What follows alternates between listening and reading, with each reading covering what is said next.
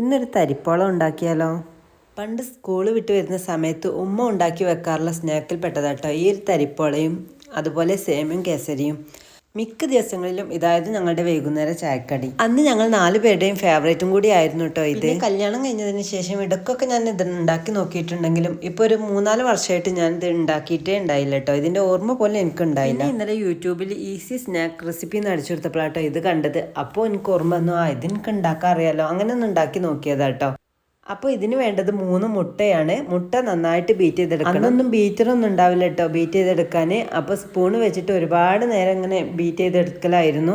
ഇന്നിപ്പോൾ ബീറ്ററുള്ളതുകൊണ്ട് അതൊക്കെ പെട്ടെന്ന്. പിന്നെ അതിലോട്ട് ഏലക്ക ചേർത്ത് പൊടിച്ചെടുത്ത പഞ്ചസാരം കൂടി ചേർത്ത് ഒന്നും കൂടി ബീറ്റ് ചെയ്തെടുക്കണം കേട്ടോ.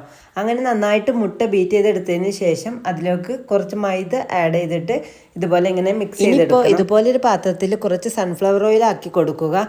നെയ്യുണ്ടെങ്കിൽ അതായാലും മതി കേട്ടോ. പിന്നെ നമ്മൾ മിക്സ് ചെയ്ത് വെച്ചിട്ടുള്ള ബാറ്റർ അതിലോട്ട് ഒഴിച്ചു കൊടുക്കുക. ഇനി കുറച്ച് നേരം അത് വേവിച്ചെടുക്കുക. ഞാൻ ഇതിൻ്റെ മേലെ ഇങ്ങനെ ഒരു വെയിറ്റ് കൂടെ വെച്ചിട്ടുണ്ട്. ഒരു 5 മിനിറ്റൊക്കെ ആയതിന് ശേഷം അതിൻ്റെ മേലെ ഇങ്ങനെ മുന്തിരി അണ്ടിപ്പരിപ്പ് അങ്ങനത്തതൊക്കെ ഇട്ട് കൊടുക്കുക കേട്ടോ. എൻ്റെ അടുത്ത് ഇപ്പോൾ മുന്തിരി ഉണ്ടായിട്ടുള്ളായിരുന്നു, അതുകൊണ്ട് ഞാൻ അതാണ് ഇട്ടിട്ട് കൊടുത്തിട്ടുള്ളത്. അത് ആദ്യം തന്നെ ഇട്ട് കൊടുത്താൽ അത് താഴ്ന്നു പോകും.